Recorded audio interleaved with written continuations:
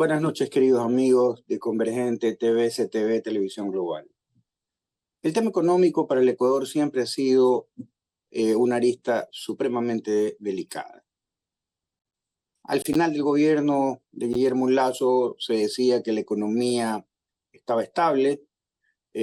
Por otro lado, toma posesión Daniel Noboa y dice que la economía estaba en soletas, desastrosa. Peor no la podía haber encontrado. Para poder determinar cuál es la realidad económica del Ecuador, hemos invitado a un gran amigo a esta casa, el economista Fausto Ortiz, a quien desde ya le damos la bienvenida. Fausto, bienvenido. ¿Cómo estás, Modesto? Muchas gracias por la entrevista. Saludos cordiales a ti y a tu audiencia. Gracias, Fausto. ¿Qué hay de verdad? ¿Quién tiene la razón en el tema de que si Lasso dejó la economía bien? En este caso, el que fue ministro de Lasso. En el tema del déficit fiscal, ¿verdad? Que es la herramienta que maneja el ministro de Finanzas, en donde se reciben los ingresos por parte de la población hacia el SRI, que después se la pasa a Finanzas, o donde se reciben ingresos que le queda disponible a Petroecuador para pasarle al Ministerio de Finanzas, y que con esos dos grandes ingresos el gobierno gaste. Ese es el presupuesto del Estado. Y terminó con un déficit fiscal de 5.500 millones de dólares, que uno dice, sí, es un déficit fiscal alto, pero de alguna forma era menor frente al tamaño del Producto Interno Bruto en la producción nacional, que era algo así como unos 117.000 millones de dólares, era un poco menor de los que había recibido de los gobiernos anteriores. Por lo tanto, en el tema fiscal había alguna mejora en el gobierno saliente de Lasso que frente a lo que recibió del presidente Moreno y a su vez de lo que se recibió 8 años atrás. Pero, ¿qué parte se complicó? El tema de los atrasos. Y ahí es donde el presidente Noboa tiene dificultades, porque el gobierno de Lasso entrega una economía con más de 5.300 millones de dólares en atraso. Entonces, te entregó con una cola enorme de gente con la factura diciendo, págame. Y eso es terrible. Ha llamado mucho mi atención de que en situaciones de mercado, por ejemplo, cuando he ido a comprar alguna comida rápida, una hamburguesa, o compras en el supermercado y tal, la gente paga valores de $2, $3 con tarjeta de crédito y no desembolsa efectivo. Pareciera un poco loco el hecho de que ¿para qué vas a gastar con tarjeta de crédito que te cobra intereses y tal en el evento de que no pagues de contado al fin de mes? ¿Eso no es acaso un indicador de que falta dinero en el mercado? A ver, sí, digamos, es peligroso, ¿no? Es peligroso que la compra de tu supermercado la pagues con la tarjeta de crédito y que el mes siguiente no puedas pagar ese valor y lo vuelvas a pagar y se te puede hacer una bola, ¿no? Eso es peligroso. De alguna forma estás difiriendo el gasto corriente, el gasto de todos los días. Pero si tú eres ordenado y pagas el comisariato, el mercado con la tarjeta de crédito de este mes y al final del mes pagas el total del valor de la tarjeta, no hay ningún problema. De hecho, si a mí me dicen entre pagar en efectivo o pagar con tarjeta sin ningún tipo de recargo, entonces yo digo, prefiero pagar con la tarjeta porque al final del mes yo sé que la voy a cancelar. No es lo mismo, por ejemplo, si tengo el efectivo y puedo pagar la gasolina con efectivo o con la tarjeta, hay gente que dirá, ¿sabes qué? Prefiero pagar con efectivo porque la tarjeta me cobra por ahí 30, 40 centavos. Entonces, cada uno tiene sus dinámicas, ¿no? El tema es que evitemos caer en la tentación de acumular mucho el valor de la tarjeta que en algún momento se nos vuelva impagable, digamos, alejarnos de esa circunstancia porque afecta nuestro récord crediticio, ¿no? y eso nos trae problemas a largo plazo. Hay que tratar de ver cómo manejas adecuadamente el tema del endeudamiento personal y empresarial, ¿no? El IVA ha sido poco más y poco menos que un electrocardiograma. Lo subieron, lo bajaron, lo volvieron a subir, lo vuelven a bajar, lo han vuelto a subir. Estamos en el 15%.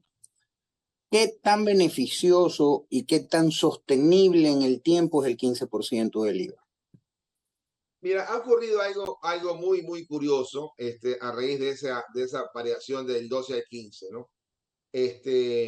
Uno dice, el IVA más o menos en el año recauda un número redondo de 6.000 millones de dólares.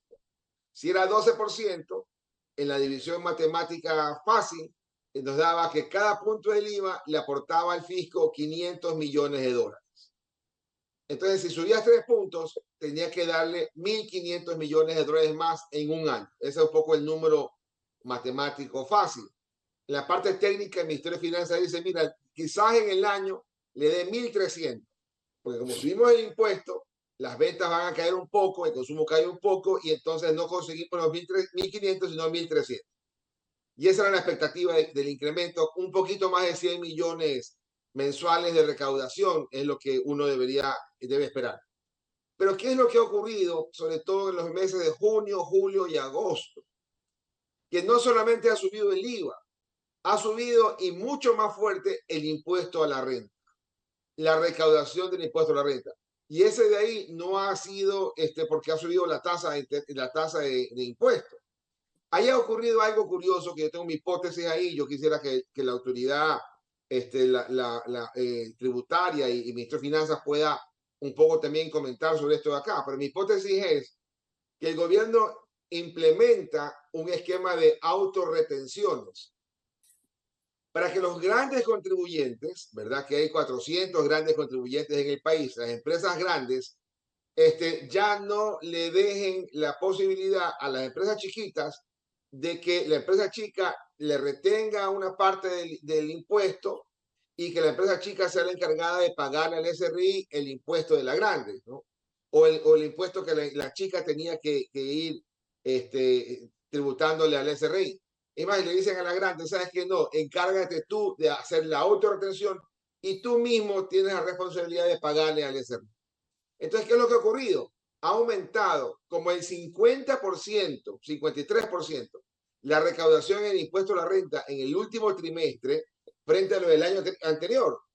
Entonces, eso de ahí, de alguna forma, está señalando que el ejercicio normal que teníamos era que las empresas quizás decían, yo le tengo que pagar el SRI, le tengo que pagar este mes, pero me voy a atrasar un poco y le voy a pagar después. Y al final del año decía, mira, como perdí plata, no te voy a pagar. Pero eso de ahí parece que se perdió. Entonces, otra historia hubiera sido si esta parte de la autorretención se hubiera hecho un poquito antes y hubieras encontrado una muy buena respuesta tributaria, quizás no hubieras tenido la necesidad de subir esos 3 puntos del IVA para poder recaudar estos 1.500 o 1.300 millones adicionales, porque la autorretención pareciera que te va a dar mucho más que esos 1.300 millones de dólares por el lado del IVA, porque la autorretención aparentemente también está haciendo que el IVA aumente mucho más que lo que hubiera aumentado por el solo hecho de los 3 puntos. Entonces, ¿qué quiero decir? Que es un tema tremendamente positivo porque te baja la presión, te baja el déficit fiscal de alguna forma, te baja la presión de buscar endeudamiento y te puede mejorar algunos elementos fiscales. ¿Qué es lo negativo? Entre comillas negativo, que antes esa plata se quedaba con las empresas pequeñas y tenían esa liquidez para moverse. Liquidez que quizás no era de ellos, pero se movía. Hoy día se la quitaron de esa gestión, se la pasan a la SRI y se siente menos liquidez en la economía. Pero el Estado entonces debe darse cuenta que ha ocurrido aquello y entregar mucho más rápido de vuelta la plata a los atrasos, mucho más rápido de vuelta la plata a la obra pública o a los sectores que tenía que entregarle recursos con más rapidez, más velocidad. Pero ¿de dónde y cómo hacerlo, Fausto, si sabemos que el Estado no tiene plata? Que de hecho la plata que está prestando por parte del Fondo Monetario Internacional es para pagarle al Fondo Monetario Internacional y a los tenedores de deuda. Sí, los tenedores de deuda recién le van a pagar en el año 2026. Por lo tanto, ellos no están en el baile hoy día, están sentados esperando a ver si en el 2026 le pagan los primeros 600 millones de dólares del vencimiento que se llama 2030, que es a 5 años, el 26 al 30, esos 650 millones de dólares. Ellos están en la expectativa, ¿verdad? Si que el gobierno hace las cosas bien, quiere decir que van a poderles pagar a ellos y el riesgo país bajará. Si no ven las cosas, si no ven que se hagan bien las cosas, el riesgo país aumentará. Pero mira que en estos 3 meses el gobierno ha logrado recaudar estos 1.300 millones de dólares que esperaba recaudarlos en un año. Entonces, hay plata que el gobierno está recaudando en exceso sobre el año anterior. De hecho, la expectativa del gobierno era que en impuestos se recauden 16.800 millones, así lo pusieron al menos en la proforma presupuestaria de este año. Finanzas le bajó la expectativa a 16.200, que es lo que uno ve el día de hoy en el Ministerio de Finanzas, en la proforma diaria que uno la puede observar en la página del Ministerio de Finanzas. Mi estimación es que va a llegar a 17.200 millones de dólares ese valor, y eso es plata adicional, que no es para que la despilfarre, eso achica el tamaño del déficit fiscal, y en vez de que pueda ser 4.800 millones de déficit fiscal, esto pueda terminar quizás en 4.000 millones o quizás 3.800 millones. Pero el gobierno con este ingreso extraordinario podría también decir, una parte lo voy a utilizar para darle a salud y educación, que 10 años atrás los gobiernos no le venían dando, lo que la Constitución les dice, darles medio punto del PIB cada año a esos sectores. Hay que ver qué quiere hacer el gobierno. Siempre se habla de que en el tema económico, cuando el Ecuador va y toca la puerta del Fondo Monetario Internacional, se habla de la famosa receta, que por norma general es incrementa el IVA, baja subsidios, etcétera. Una de las condiciones que se dice que se ha llegado con el tema que ha impuesto el Fondo Monetario Internacional es que, aparte del tema de los subsidios, que ya vamos a tocar aquello, si ha sido suficiente o no las medidas que se han tomado en cuanto al tema de los subsidios de los combustibles, también cómo se va a hacer con el tema del pago del seguro social, ¿de dónde van a sacar? Ya, a ver, la gente va y vocifera contra el Fondo Monetario Internacional, ¿no? Porque es el que te obliga a tomar ciertas medidas. Y cuando ya estás con un déficit fiscal alto, vas a alguien que te presta la plata y el que te presta la plata te dice, está bien, te presto la plata, pero ordénate, ¿verdad? Y ordénate porque no tienes que tener subsidio de los combustibles en la cantidad que tienes y a todo el mundo. Ya, entonces, cuando ves el tema de subsidio de combustibles, te das cuenta que, por ejemplo, en Cuba ya les llegó el momento de que ya no soportan más y tuvieron que corregir el tema de los combustibles en Cuba. En Colombia, el presidente Petro, hace pocas semanas, también ha tenido que corregir el tema del precio de los combustibles porque ya no soportaba la economía los subsidios. En Ecuador, el presidente Moreno eliminó el subsidio del combustible de la gasolina super, ¿verdad? Entonces, no hace sentido que en un país que la gasolina super la utilizan los carros de alta gama sea subsidiada, porque ese dueño del carro de alta gama no tenía por qué tener el subsidio, ¿verdad? Entonces tenías tú 200 millones de galones de super que se consumían al año y hoy día se consumen 53 millones de galones. Entonces, o la gente cambió su hábito y ahora le pone ese carro, le pone extra, o bajó el contrabando, o una combinación de las dos. En gasolina extra consumimos al año 1.200 millones de galones. Y ahí más o menos el subsidio eran como unos 60 centavos que el gobierno iba a eliminarlo. Y 60 centavos por 1.200 millones de galones, está hablando que son unos 700 billones de dólares de subsidio. Y el gobierno se da cuenta que es muy fuerte el incremento y lo pone a la mitad y lo subió 25 centavos. Y por eso es que el ahorro en el arranque de un año va a ser unos 300 millones de dólares.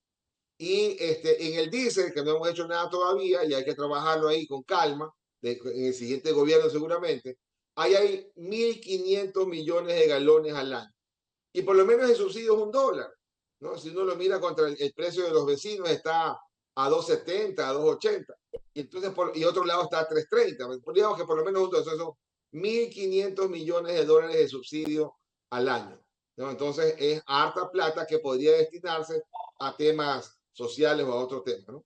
Recientemente firmamos un convenio con China, un convenio en el cual los empresarios decían que tenían una gran oportunidad para exportar a ese gran mercado.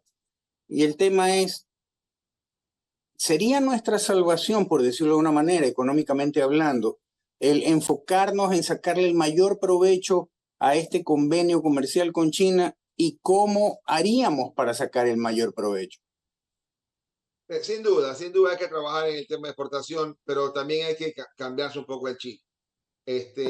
Yo hace algunas semanas estaba en una reunión de graduados de la Escuela de Negocios donde yo estudié, que es el INCAE en Costa Rica. Entonces vino un ex rector a Ecuador y nos dio una charla a los graduados.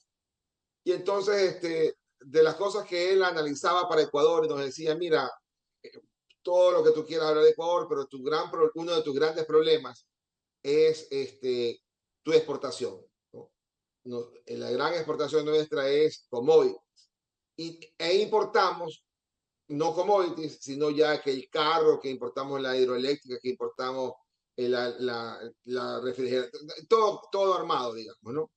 Y entonces yo decía, bueno, voy a chequear la experiencia de Costa Rica, qué es lo que ha hecho. Y yo encontraba varias cosas, ¿no? Decía, la exportación de banano en Costa Rica representa el 8% de las exportaciones. Pues yo siempre recordaba que Costa Rica es un gran productor bananero, pero sobre todo en productividad más que en volumen, porque Ecuador es mucho más grande en volumen. Y entonces Ecuador, la exportación bananera frente al total de exportación es más o menos el 13%.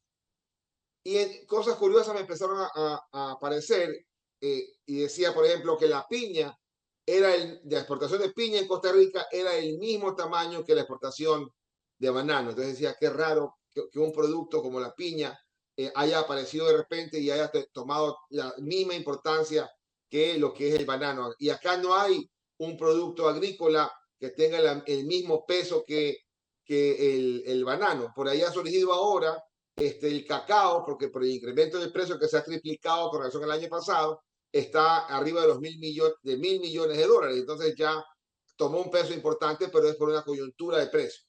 Y donde sí me quedé como loco es, al menos en las fuentes que yo investigué, decía que el 43% de exportaciones de Costa Rica eran equipos y suministros médicos. Entonces, y yo no, esto ya dieron un salto cuántico, digamos, ¿no? De Costa Rica que yo conocí y estudié hace 30 años, donde era totalmente agrícola, ahora te hablan de que exportar equipos y suministros médicos, ¿no? Entonces, es una cosa, allá tenemos que caminar, o sea, hay que tratar de seguir en banano, seguir en cacao, seguir en camarón, pero también pensar en que hay que tratar de entrar a otras cosas que no solamente sea el tema agrícola, para entrar a otro segmento y que quizás si tenemos un acuerdo de libre comercio con China y si China nos da la posibilidad de una ventaja de meternos hacia allá, entonces meternos, pero no quedarnos enfrascados en esos mismos productos.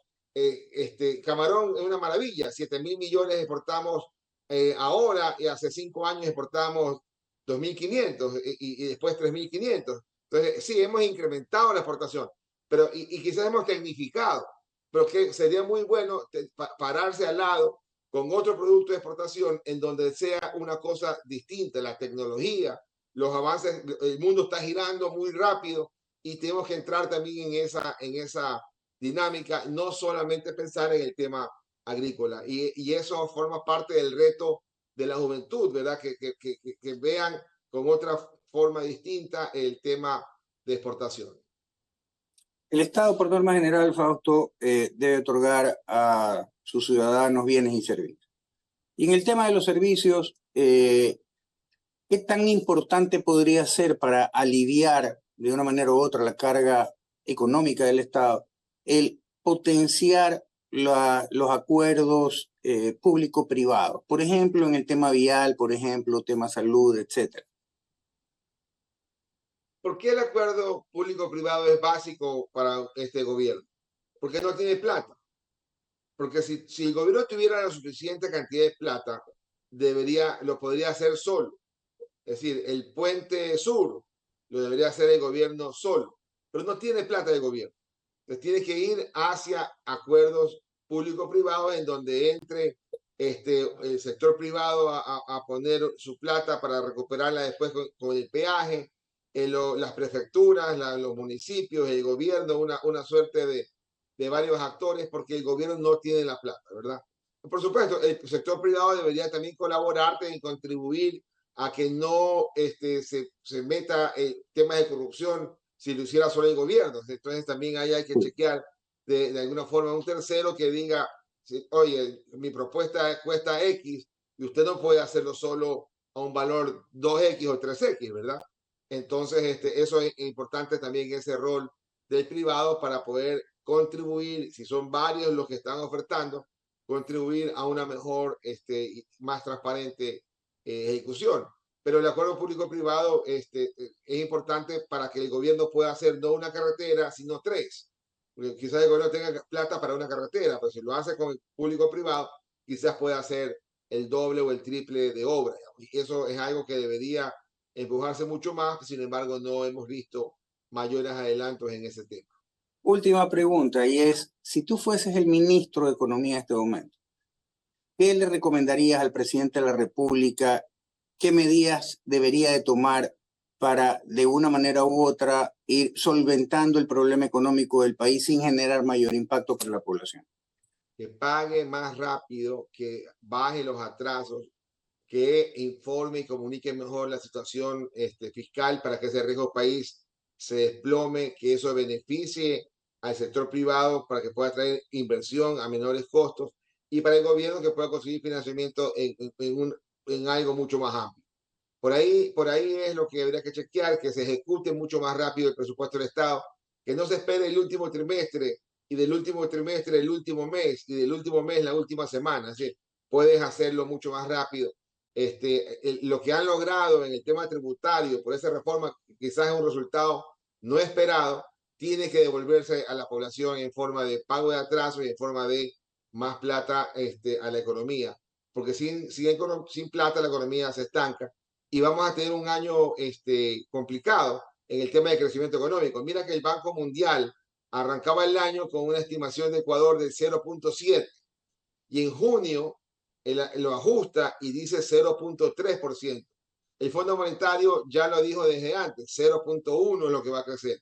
El Banco Central recién en 15 días nos va a decir la estimación nueva, ya no el 1%, para mí la va a bajar, y la va a bajar quizás a 0.7 para no ser tan drástico, pero va a tener que bajar la estimación de crecimiento económico de este año y va a plantear la primera estimación del año 2025, que me imagino que la verdad estará planteando por allá por 1,5%, cuando ojalá pudiera ser mucho más rápido, y para que eso sea más rápido hace falta que la plata circule más, que el crédito crezca más, que las ventas aumenten y que el gobierno muestre más su presencia, ¿no? Yo muy poco lo que alcanzo a ver políticas que comuniquen en buena forma, ¿no? Están más enfocados en la política, en la reelección, que en el mismo manejo económico.